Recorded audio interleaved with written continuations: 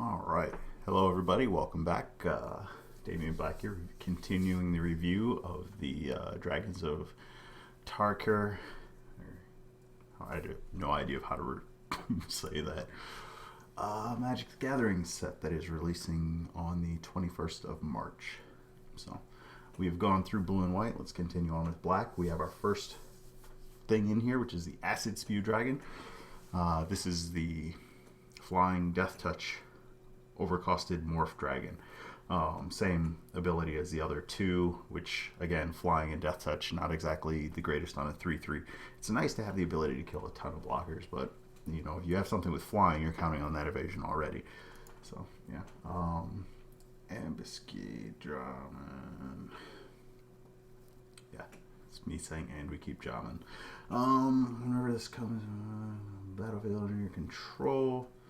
That creature gets okay, so it pumps itself when it comes to. So for 4, you can deal 4 damage. Again, a black deck will tell you 1 for 1, or a black deck. A burn deck will tell you 1 for 1 is not the way to go. Sacrifice another warrior creature, target player with that creature's power. I guess that could be a finisher in a warrior deck, but like the ability is a finisher. The actual 3/3 for 3 is fine, I guess. Corpse Swift. Huh? Corpse Weft. There we go. Exile 1 or more creatures. Cards from your graveyard. Put X back. Hold your creatures where X is twice the number of cards exiled this way. Okay. Oh, put an X black. Yeah, I was thinking of it like you put in X number of XXs, and it's like, no, you get 1. It's not worth it. Like, even if you, like, you're putting all your eggs in one basket is essentially what you're doing. Like, unless you've got like 8 things in the yard and you're making 2 4/4s, it's not worth it. Like, if this should have been any graveyard. Just any graveyard would have made that a lot better. Coat with Venom gives something death touch and the ability to kill, which is really all this is. And like, unless you're getting blocked by like 2 or more creatures, this will have no effect other than just kill target creature, maybe survive it. And gains lifelink in it and regenerate it. Okay, so this is a decent combat trick. It's actually a really good combat trick. Basically, you're giant growthing your creature because you're going to hit for an additional 3 damage, but you're not getting the butt off of it. Instead, you're regenerating, so a little bit better and a little bit worse in the theory of it. Because if your creature survived anyway, then they have to find a way to kill it afterwards and then kill it again. But if your creature doesn't survive, you at least get it to keep it. So, yeah. The 3 cost is a little painful, but for 3 damage, I mean, again, 1 for 1 is not the greatest, but the other abilities, like this is an additional 6 plus whatever the creature's is. If you put it on this, it's a 10, it's a what?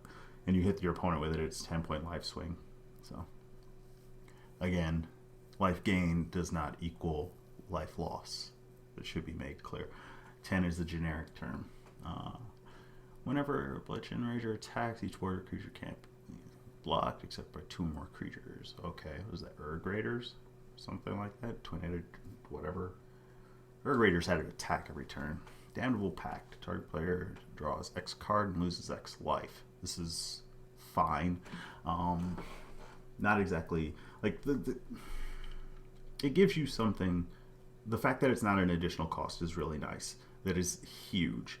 But at the same time, like, do you really want to do this at sorcery speed? That's the question. And that's where it boils down to. Like, you wanted to be able to do this at instant speed, but making this at instant speed would be just broken. You'd have to find a way to take advantage of this. This isn't a bad card at all, but it's actually legacy playable. If you no, oh, maybe I could see it in like a combo deck where you're ramping up and doing all that other fun jazz. I mean, they get to 5, 3 cards is better than nothing, and a lot of the other things. I mean, yeah, no, probably not legacy playable. I'm pretty sure not legacy playable. but it's still a possibility of things. We have a generic kill spell, as long as you control exactly one creature. Death touch. Yeah, that monk would be really good with this, by the way, because he'd kill any and everything, but you want damage to go on the stack. Otherwise, it's not worth it. Yeah. We have our other dragon for black. Flying, enters the battlefield, cast from hand, or 5 more creatures on the battlefield, destroy all other creatures. That's not terrible. I mean, you cost too much, but you're a plague wind, essentially, which I think that's how much plague wind costs.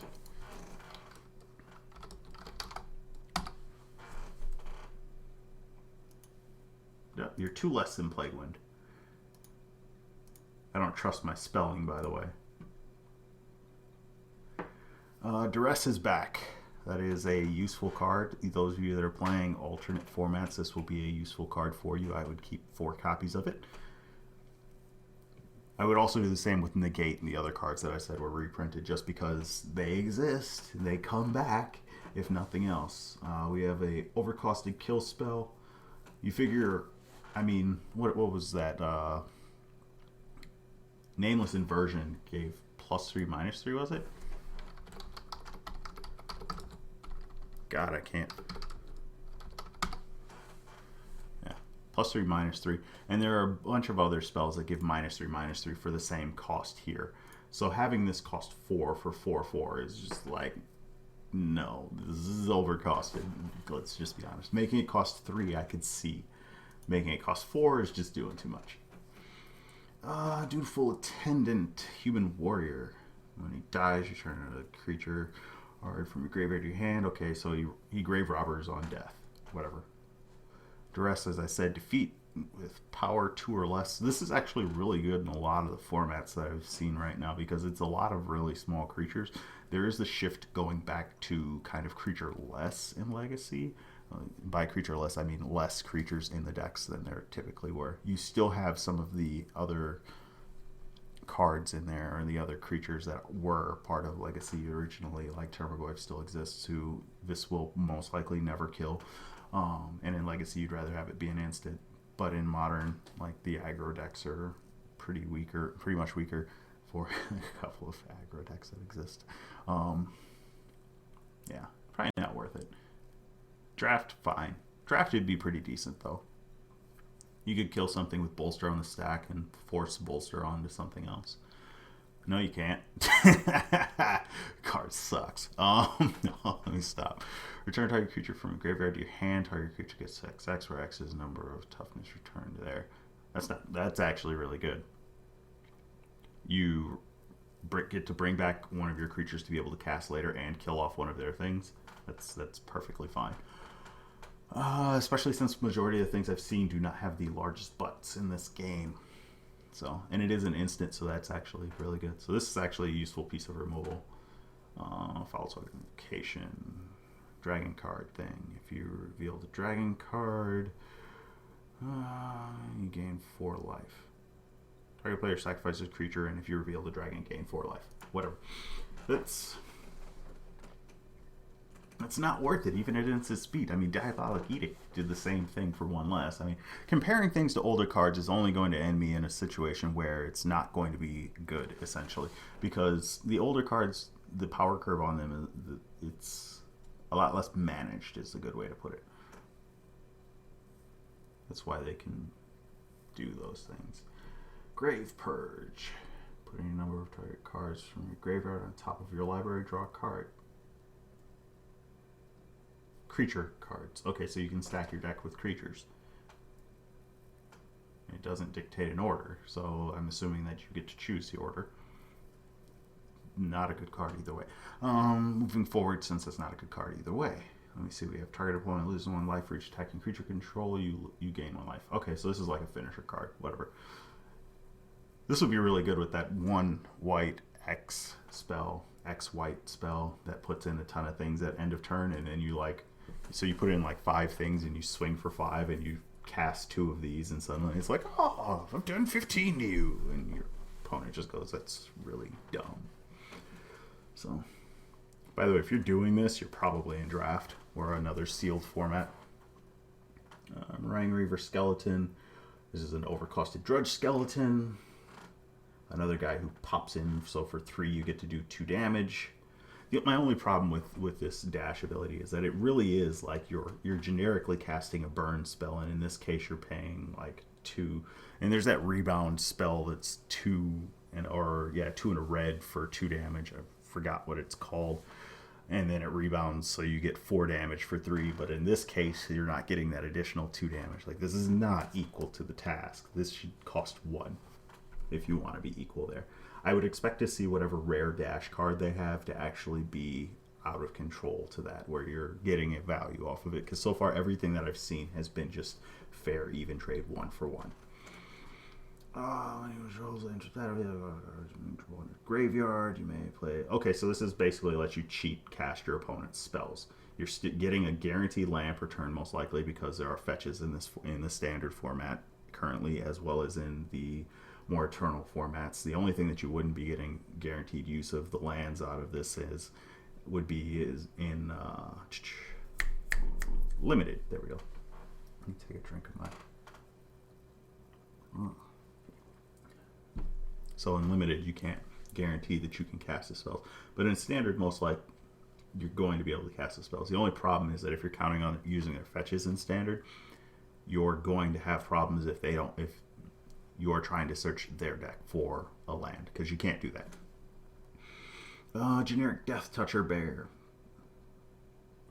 They exist. They'll be good in draft. This one will be very good in draft.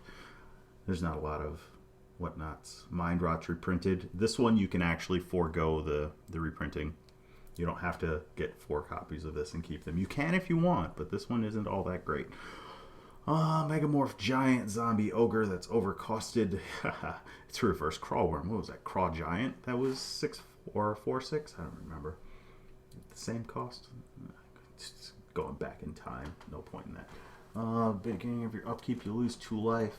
Dash. So you get, for 4 mana, you can do an extra damage. Okay, that's not the greatest. 1.25 damage per mana is what that boils down to. 4 mana, you need to get 1 more out of all 4. That's the trick.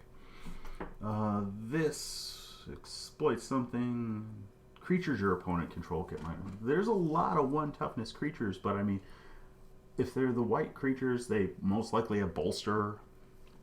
And if they're not, I mean, this isn't a bad card at all. Don't take anything I say on that end. And this is only your opponent, so I mean, you could do it post-combat, you could do it pre-combat. Post-combat, it could show a lot of potential. So this isn't a bad card by any means, but it's not the greatest card either. Yeah, I would actually...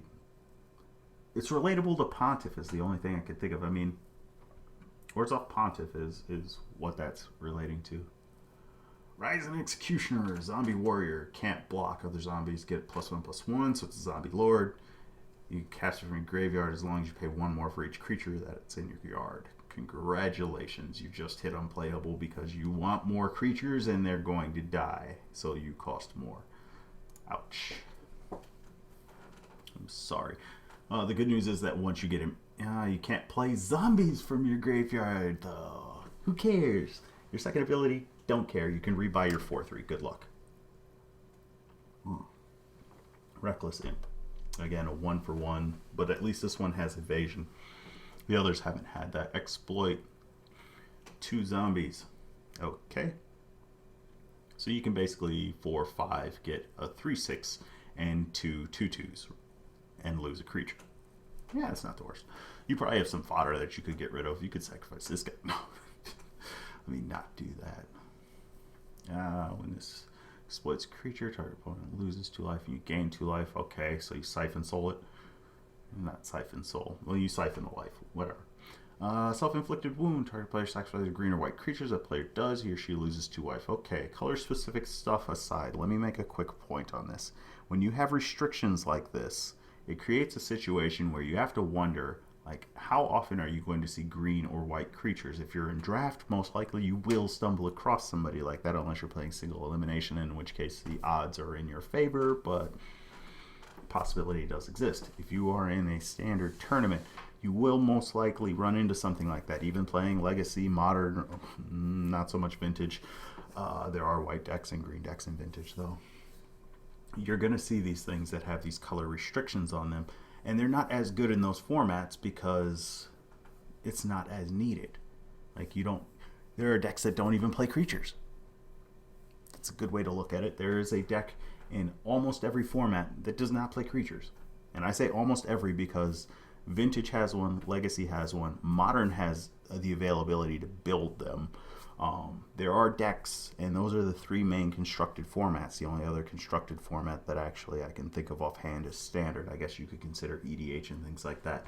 But I mean, I've even seen EDH decks that the only creature that they've had is a general. So, yeah. Moving forward, Shambling Goblin. So this is basically Festering Goblin, except for it targets a creature or an opponent's creature, which that's an upgrade, but at the same time, who cares? Festering Goblin was good for doing exactly what it did, which was dying, and that's all that this will be good for. Sibsig. Why do we have all these random? Sidisi. Sibsig. Yeah. It's getting difficult if you're not playing Magic regularly to be able to read the names. When this comes into play, each player discards a card. Okay. It's not a good ability because 2 cards are coming out of your hands and only 1 out of theirs. Now, if you have no cards in your hand, yeah, but who cares? You probably aren't going to be playing this card outside of draft. And then in extreme circumstances. I mean, it is a 2/3. Death Touch Exploit. Costs 5 for another Craw Giant. You may search your library for a card, put it in your hand, and it... Okay, that's a good card. The unfortunate thing is that you have to kill something on your side. Too bad that you couldn't sacrifice a permanent. Creatures with power greater than cannot block it. So if you're stronger than it, you can't block it. And you can kill something with power 3 or less. So basically something, they can still block it and kill it with a 2/2, which is most likely what they were going to do. But essentially you could get rid of that 2/2 and be forced to get them to kill the 3/3. I don't know. This seems like a card that would be better off just being cast for the 2 cost and having it be essentially unblockable. Butcher gives -3/-3 for 5. Not worth. Well, yeah, not worth. You kill something. The entire exploit ability here, unless you're using so far the blue creatures or the abundance of tokens out of the white. Yes, and I said the abundance, in which case I saw one card that actually struck my fancy as actually being a useful card. The exploit ability just seems like it's not worth it. Not worth it. Giant death touching wall. I know, not a death touching wall. This one at least has the ability to swing through any of those 3/3s that'll block it. The other one, no. Destroy target monocolored creature. Useful so far. So far we've only touched 2 colors. Well, this is the 3rd one. And there are 5 colors, and usually multicolor, unless you're in a multicolor set, it has less than that. So this will be useful in a variety of situations. I wish that it did say monocolored permanent, but again, that's just me wanting permanent. Creature tokens get Well, there's the counter to that spell I was hoping that would work out of the white deck. When you exploit a creature, draw 2, and then you'll lose 2 life. Okay, so you, God, what is the name? I want to say Stitch Together, but that is not the name of it. You basically double turn yourself with a Phyrexian Arena. I wanted that card too. I can't even think of it. Wandering Tomb Shell. Not even worth it. Oh my god. That is terrible. This wall, that is not a wall, should just say wall.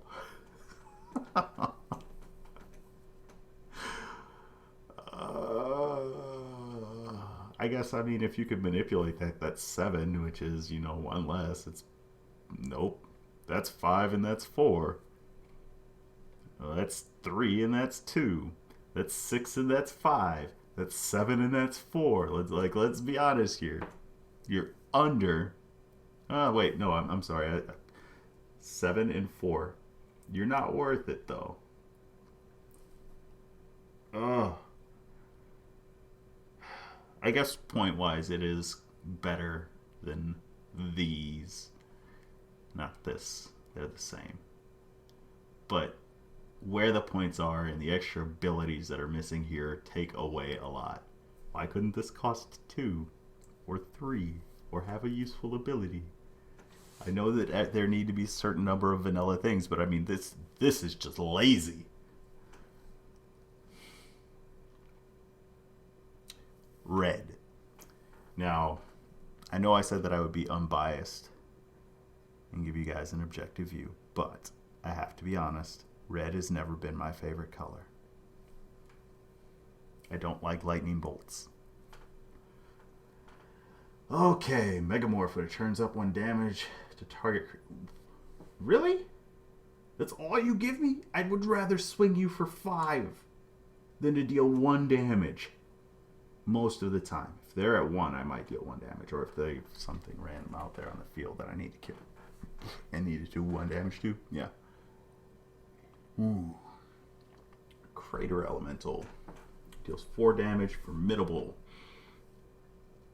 So if you have 8, then this gets to be an 8/6. I'm assuming that's not until end of turn. Commune with Lava. Exile top X cards of your library until next turn. You may choose to play those cards. Not without paying their mana cost, so you are taking a huge risk. You're basically clearing the top of your deck. This is useful in other formats, not so much standard. In the other formats where you have access to ramp spells, this could be game-breaking. It gives a lot of ability, and this is until the end of your next turn. So you could essentially go off at the end of your turn, and then on your next turn, just go crazy. Like untap and go crazy. Not worth it for standard. No. Attacking creatures you control have double strike. You may play those cards, so you're casting them, which I'm assuming means that you cannot. And just to clear up, what I mean by assuming this specific situation, you are not allowed to use dash. You're playing the card, I'm assuming, from this. So unless I see something in a fact somewhere, in which case I'm not really looking, you might want to do the research for yourself. For a fact, it says that you can use the dash abilities and things like alternative casting costs. You're kind of SOL. And these cards will be gone at the end of your next turn. Like, they're just exiled. Anything you don't use, you lose. Attacking creatures you control have double strike. Just give it to them all the time. Not worth it. Draft, yes. Limited, yes. Everything else, no. Formidable. Each creature can't be blocked except for 2 or more. Okay, so you get 2-headed giant if you pay that cost for 1 turn.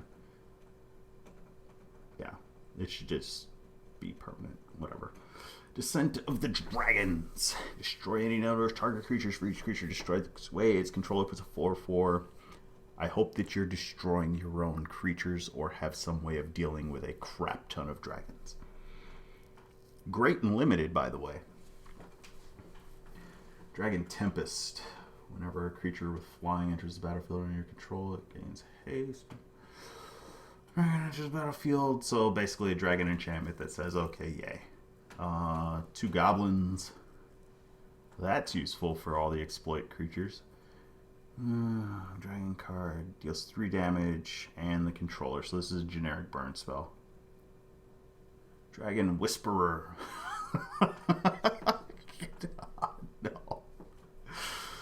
The formidable ability is actually useful. Everything else I just laugh at.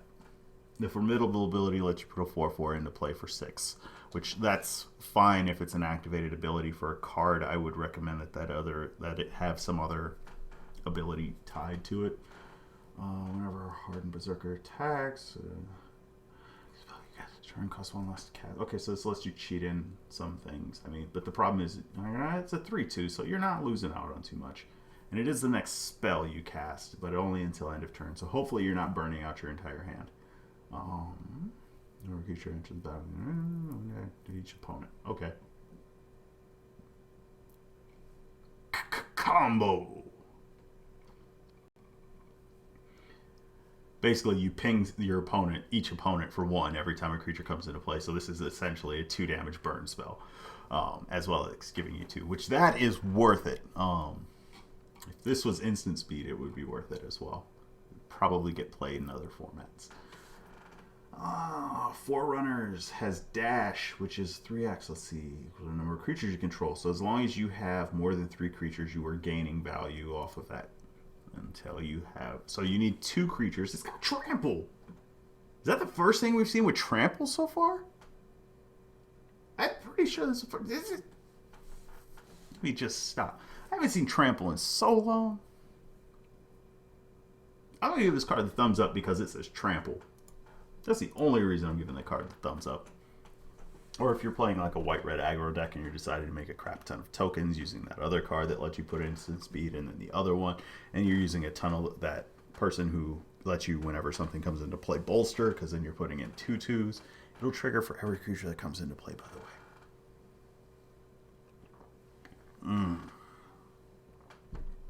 And you can just dash this.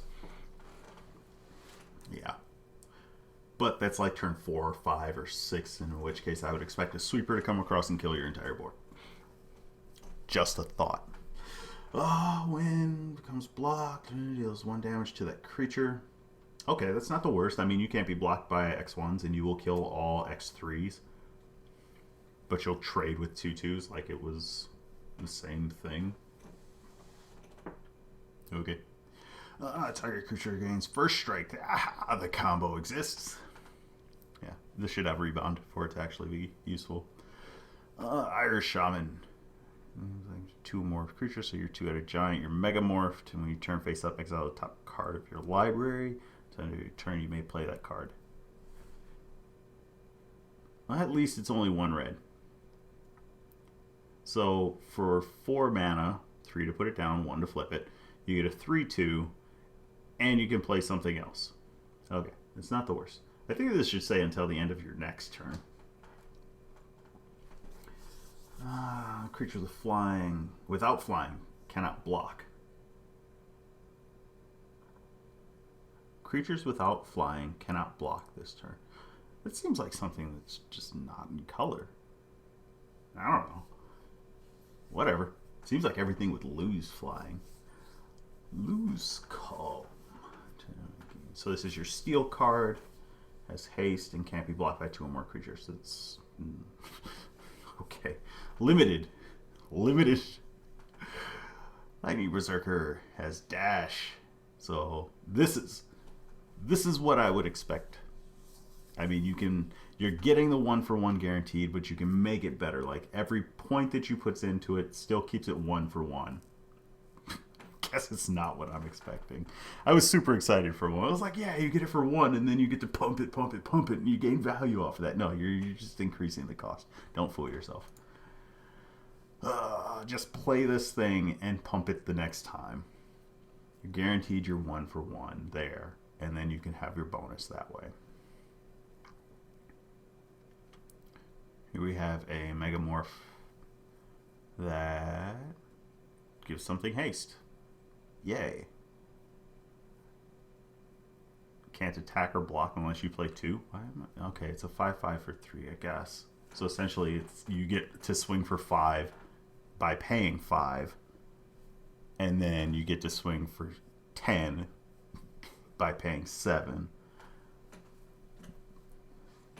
I don't like these type of cards, and hopefully you never have to block, or they don't. Well, so far we haven't seen any land destruction. I'm pretty sure that's dead in the format. If that ever came out, this card would be completely useless and pointless. Target creature without flying. That's not bad. Rend and Volley. Can't be countered by spell or other abilities. Volley. Deals 4 damage to target white or blue. Well, good news. This is the amount of damage for a single angel. I paused for dramatic effect and for that to sit in your brain. Just for the simple fact that this 4 damage is not worth the exchange. Let's see. Saber. Although for 1, that's not... Okay, maybe.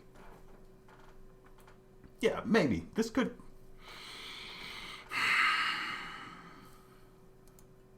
Questionable.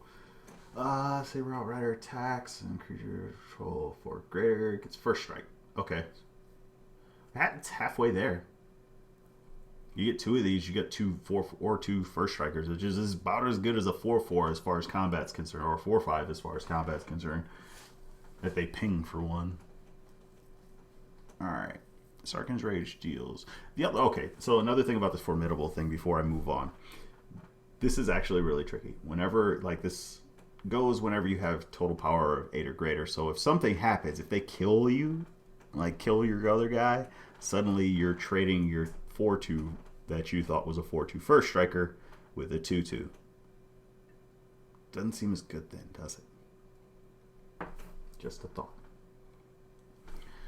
Your dragon card, reveal it, put it in your hand, shuffle your library. Congratulations, it's a search for dragons. Dragon creature card. Couldn't even like give it the chance to have tribal dragons in the future, could you, wizards? Sarkhan's Rage deals 5 damage to target creature or player. If you control no dragons, it deals 2 damage to you. I will lava axe my opponent all day long and deal with the 2 damage at the end. Let's just be honest. Dash for 2, get 2 damage in. Just play him, just play him, just play him. Unless you can't, then get the damage in, get the damage in, get the damage in. Rupture without flying. So it's a generic pyroclasm that costs more. Oh, pyroclasm 2 every...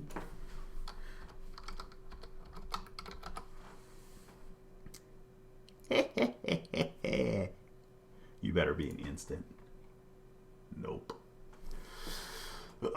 Downgrade. I guess you use what tools you have available to you. In any other format outside of limited and standard, this card's outclassed. Just a thought. Sprinting Warbrute with dash. Hey, we got a positive dash. It attacks each turn in Fable. I'm just going to put him down and let him run. I mean, he's got 4 toughness. That seems to be like a godsend in this format. We have a trampling, megamorphing elemental.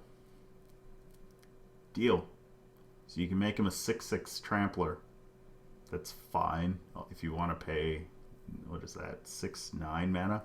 I mean, if you get him down on turn 3, if you're curving and you drop this on 3, and then you flip him on 6, it's worth it. But if you...